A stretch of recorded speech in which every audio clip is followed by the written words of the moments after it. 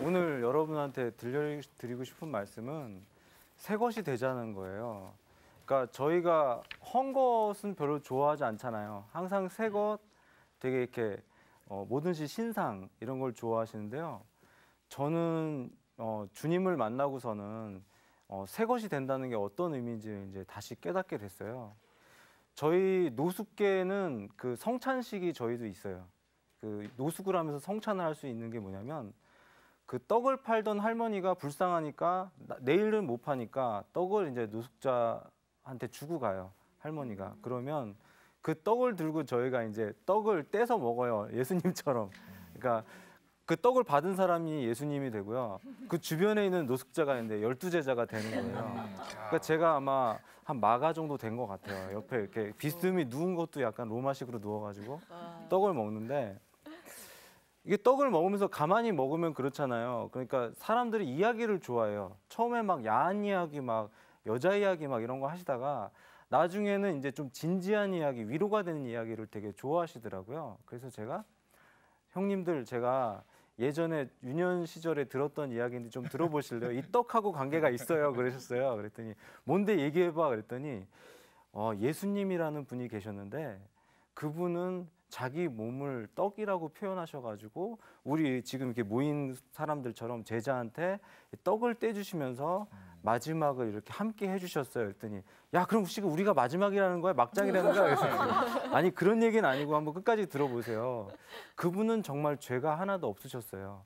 그럼에도 불구하고 신의 아들이 인간의 몸으로 내려와가지고 로마의 그 압제하에서 모함을 받아가지고 저희 죄 때문에 이렇게 돌아가시게 됐어요. 그러면 아니 그렇게 억울한 사람이 있단 말이야 그러는 거예요. 이제 아무것도 모르는 분들이. 그러면서 그때 로마 시대 당시에는 얼마나 형벌이 셌는지 로마가 여러 큰 나라를 다스리는 미국보다 더 컸어요. 그러니까 로마를 모르는 분도 계시잖아요.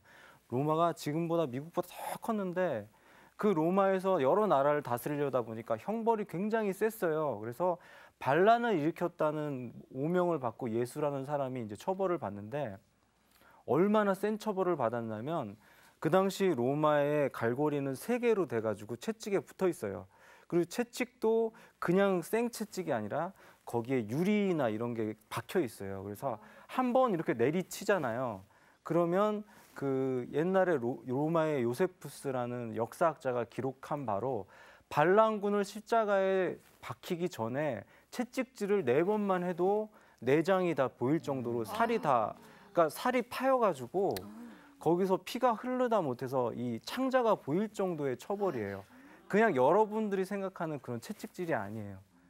그러니까 그런 채찍질을 당하면서 거의 실신도 여러 번 하셨고 그 예루살렘에 가면 그 예수 그리스도가 올라가면서 9번을 쓰러졌다는 기록이 있어요. 그러니까 그 정도의 힘든 일을 하면서 올라가서 신의 아들이 십자가에 못 박혀서 돌아가셨어요. 우리 죄를 위해서. 난 죄가 없는데 그러는 거예요. 그래서 형님 한번 생각해 보세요. 어릴 때 여러 죄 졌잖아요. 형님 죄를 위해서 예수라는 분이 돌아가신 것만 알고 내일 광야교회 가가지고 감사한 마음으로 식사하시면 돼요. 그러는 거예요. 근데 예수님을 몰랐던 분들이 그날 그 할머니가 준 떡을 떼면서 제가 했던 말씀 때문에 예수님을 알게 되고 광야교회 가서 예배를 이렇게 드리게 되는 시초가 됩니다. 그런과 동시에 이제 제가 알던 목사님 얘기를 해드렸어요. 손양원 목사님이라는 분이 계세요. 그랬더니 예수님은 참 와닿지 않으시죠? 그랬더니 목사님 얘기를 해드렸더니 나 목사 싫어하는데 걔네들 맨날 헌금하라고 그러고 싫어 그러는 그런 목사님 얘기가 아니에요. 손양원 목사님이라고 계셨는데 그분 아들이 여수 순천 반란 사건 때 그 공비들한테 총을 맞아서 죽고 이렇게 죽음을 당했는데 그분의 그 범인이 잡혔어요. 자기 아들을 죽인 범인이 잡혀서 법정에 섰는데 사형을 구형되기 직전에 그 손양원 목사님은 아까 제가 말씀드린 그 예수라는 사람의 심정으로 그들을 쳐다보니까 그분들이 자기 아들 같은 거예요. 그러니까 아들을 또 죽이게 되는 거. 미움보다 더 큰 사랑, 예수 그리스도의 사랑으로 그들을 바라봅니다. 그러면서 재판장님, 제 아들을 죽인 범인이지만 제 아들로 삼아서 예수 그리스도의 사랑으로 제가 돌보고 싶습니다라고 외친 목사님이 계세요. 그랬더니 야, 그 목사님 계시면 나 그 교회 다니고 싶어. 그랬더니 아, 지금은 돌아가셨어요. 그랬더니 그치? 요즘에 그런 사람 없지. 근데 아니 찾아보면 많아요. 그러면서 이제 제가 노숙을 하면서 이런 빌어먹은 생활이라고 해도 되죠. 예. 네. 빌어먹는 생활을 하면서 괜찮아요. 예수 그리스도를 저도 장로 아들로 태어났지만은 아버님 때문에 원망이 커서 예배 중에 막 그 장의자 막 뛰쳐나가고 목사님한테 막 욕도 하고 그랬어요, 어릴 적에. 근데 막상 힘든 일을 겪고 저도 모르게 하나님을 찾게 되더라고요. 그러면서 노숙자들한테 이게 예수님을 얘기하고 할 얘기가 없고 TV가 없으니까 다윗 이야기도 해드리고 뭐 골리앗 이야기도 해드리고 그다음에 삼손 이야기도 해드리고 그랬더니 제가 거기에서 이제 이야기 박사가 된 거예요. 그래서 야, 제가 뭐 재밌는 얘기 많이 하니까 우리 모여서 술 안주 겸 듣자 해서 저는 그분들이 모시는 주님은 이 술 주님을 모시고 계시는데 제가 모시는 주님을 조금씩 알리기 시작했죠. 그러면서 그분들이 노숙자 쉼터에 입소하면서 예수님을 영접하는 걸 너무 많이 봤어요. 그러면서 제가 하나님께서 뜻이 있어서 이렇게 나한테 노숙자한테 파견을 하셨구나라는 생각이 들더라고요. 그러면서 제가 아무리 저도 그렇게 이해를 하려고 해도 힘든 순간들이 있었어요. 제가 노숙할 때 키웠던 그 패키라는 강아지가 이제 어느 날 사라져서 찾아보니까 이제 목줄이 끊기고 먹힌 게 흔적이 보였어요. 그 일이 있고 나니까는 살기가 너무 싫어져 가지고 제가 열흘을 굶었는데 예수 그리스도의 형상으로 어떤 장애인이 와서 저한테 빵과 우유를 줘서 제가 살아났거든요. 그래서 그분이 다니는 교회에 가서 기도를 하는 거예요. 하나님, 제가 타락했을 때는 굉장히 육체적인 일을 많이 했습니다.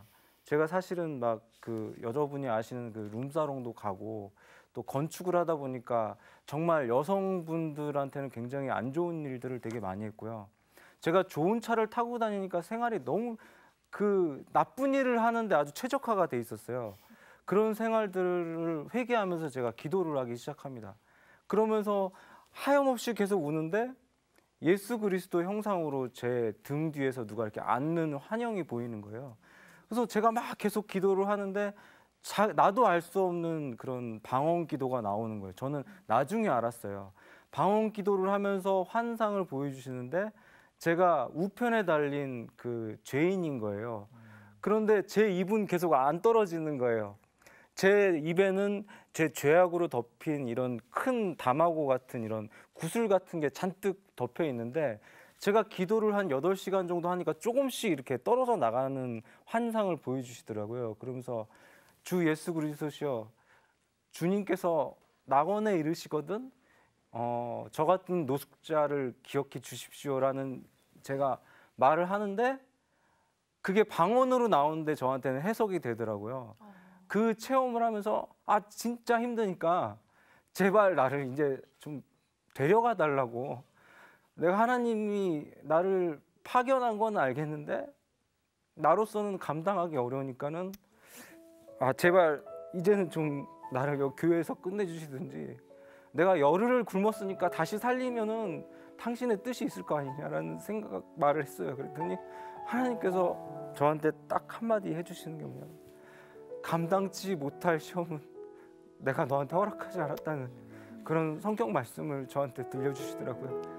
그 말씀을 듣는데 그렇죠 하나님, 근데 내가 너무 힘들어요. 어떻게 방법을 알려주세요. 그러니까는 그 다음 날이 주일 예배였어요. 제가 이제 너무너무 힘드니까는 이제 제가 노숙자니까는 예배 방해가 되잖아요. 그래서 2층에 올라가서 제가 이렇게 조용히 기도를 하는데, 그 전날 제가 기도를 하는데 성가대 연습을 하시던 분들이 저한테 이렇게 같이 기도를 해주고 가셨던 집사님이 계셨어요.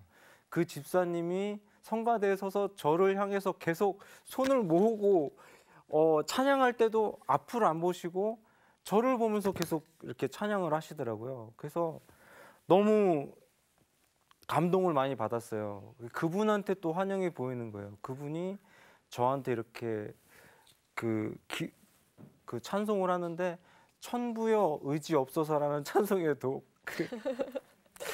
그 찬송을 멈출 틈이 듣는데 없는데요. 어떡해요. 예, 천부여 의지 없어서 손 들고 옵니다.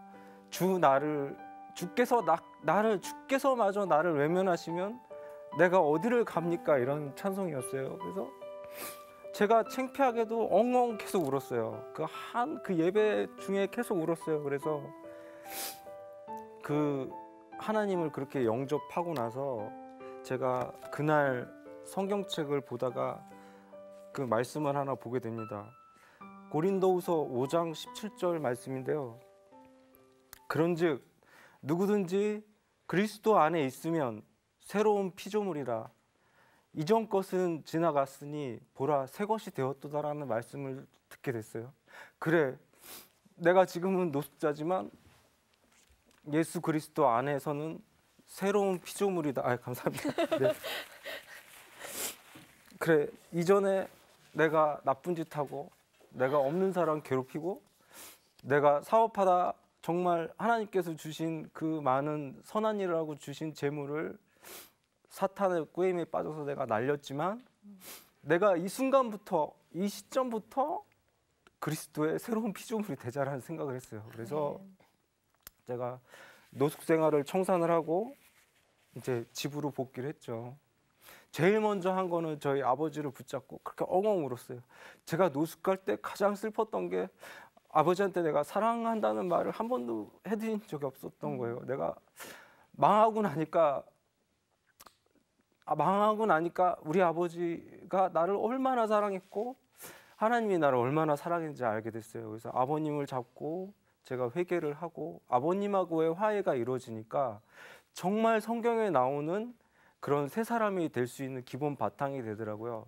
지금 여러분의 마음에 어떤 묵직함이 있다면 아버님이나 어머님이나 부모님의 심정으로 화해를 이루시기를 바랍니다. 아멘. 제가 그 일을 잊고 나서 아버님하고의 그런 원망들이 풀리고 화해가 되니까 하나님을 온전하게 만나게 되더라고요. 어머님 같은 하나님만 만났지 저를 부성으로 안아준 하나님 못 만나는데 저희 아버지를 온전하게 만나고 나니까 진짜 하나님을 만나게 된 거예요. 그 뒤로 하나님께서 허락하시는 여러 은인들을 만나고 나서 서울시에서 하는 이런 청년 창업 1000 프로젝트라는 그런 프로젝트를 통해서 제가 창업을 하게 됩니다. 그걸 통해서 제가 성공을 하게 되고 하나님께서 또 다른 그런 저한테 책임을 주시더라고요. 그래, 너는 지금까지 육적인 삶을 살았지만 이제는 영적인 삶을 살아라 하면서 우연한 기회에 제가 모 방송국에서 강연을 했어요. 그랬더니 그 강연을 보고 자살을 하려던 사람들이 저한테 10명이서 제 그 페이스북이나 SNS로 구조 요청이 들어왔어요. 홍순재 씨, 저는 부모님한테 너무너무 잘못을 해서 강릉에 집이 있지만 제가 이렇게 서울에 와서 지금 수면제를 50알을 들고 그 대교 위에 서 있습니다. 제가 어떻게 하면 좋을까요? 근데 홍순재 씨 방송 우연하게 봤는데 제가 어떡합니까? 그래서 그분이 종교를 몰라서 제가 그랬어요. 당신의 아버지는 당신을 너무너무 사랑하니까 집으로 돌아가시면 아마 안아주실 겁니다. 저는 200억이 넘는 부도를 내고 친척, 친인척 재산을 다 말아먹었지만 아버지께 가니까 저희 아버지는 아무것도 물어보지 않으시고 제 팔다리를 먼저 만져보시더라고요. 그런 아버지셨어요. 그래서 채무자들의 집을, 채권자들의 집을 찾아다니면서 같이 무릎을 꿇어주고 같이 빌어준 거는 제가 잘 나갈 때 7억짜리 타고 다닐 때 옆에 태웠던 아가씨도 아니었고요. 제가 잘 나갈 때 20만 원짜리 식사를 매일 사주던 친구도 아니었고요. 제가 그렇게 미워하고 그렇게 욕을 하고 그렇게 내쳤던 우리 아버지가 나를 끝까지 버리지 않으시더라고요. 그래서 제가 그랬어요. 강릉에 돌아갈 차비가 없으시면 제가 지금 만나 드릴게요 해서 강변에서 만나서 제가 차비를 드리고 그분이 나중에 메시지가 온 거예요. 홍순재 씨, 제가 집에 가길 잘했어요. 아버지, 어머니는 저를 그렇게 기다리고 계시더라고요. 그런 말씀을 하시고 제가 한 7분 정도를 제가 죽음에서 이렇게 제가 구해드리게 됐어요.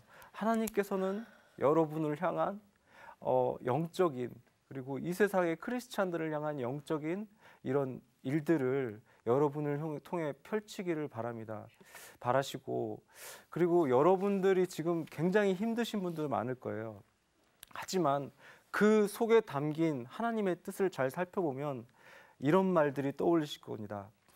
역경을 이겨내면 빛나는 경력이 된다. 하나님께서 저한테 허락하신 말씀이세요. 역경을 바꾸면 빛나는 경력이 되더라고요. 그래서 제가 항상 창업 교육을 하다 보니까 서울시에도 이렇게 20억짜리 회사를 키웠다가 투자 더 크게 키우려고 투자를 받았는데 투자 계약서에 한 줄이 잘못 들어간 거가 있는 거예요. 6개월 동안 적자가 지속될 시에는 회사 대표이사직을 내놓는다라는 조항이 있었는데 모르고 사인을 했어요. 그러고 나서 전국으로 사업을 갑자기 확대한 거예요. 그 파트너가. 그러니까 전국으로 확대라니까 당연히 적자가 쌓이잖아요. 6개월 만에 회사를 그냥 뺏겨요. 맨몸뚱이로 나와요.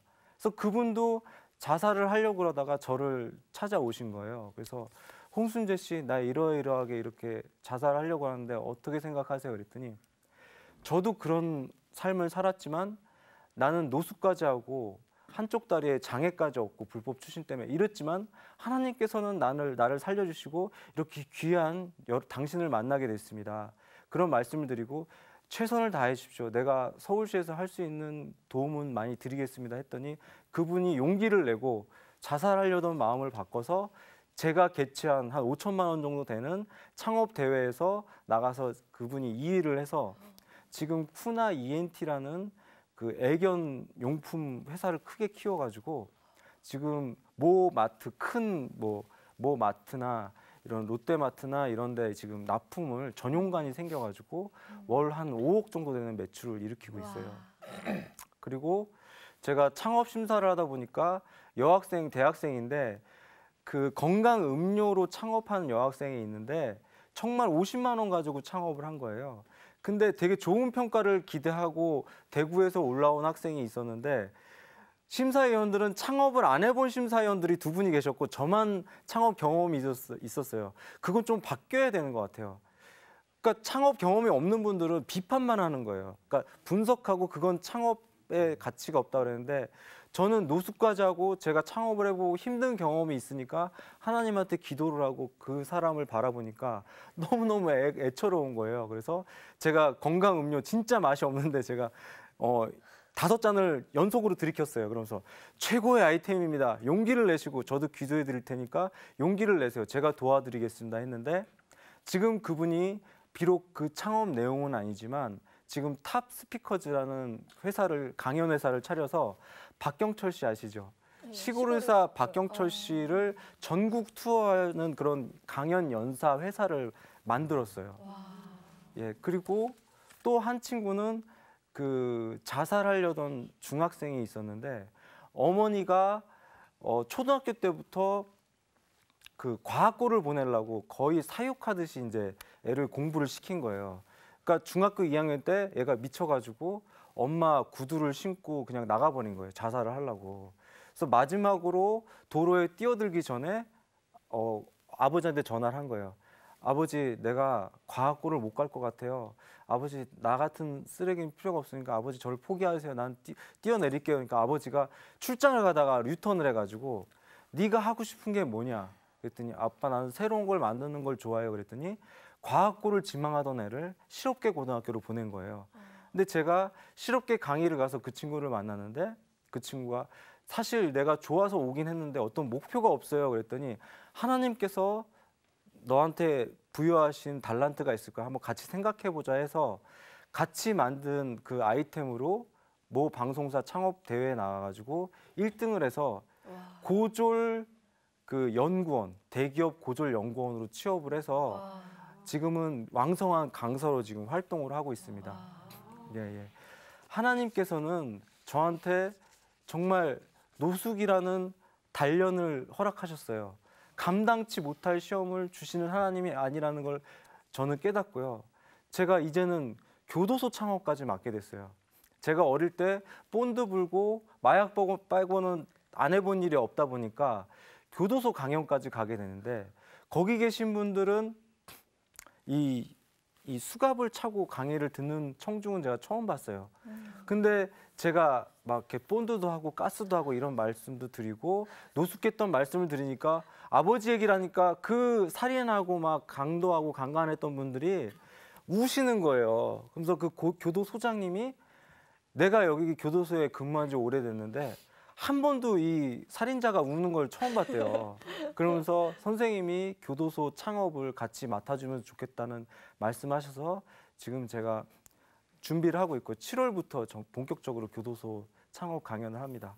그러면서 제 본래 본향은 하늘나라기 때문에 예수 그리스도의 그 보혈의 피를 제가 계속 알리고 기도로 하나님의 선한 도구로 지금 살아가고 있습니다.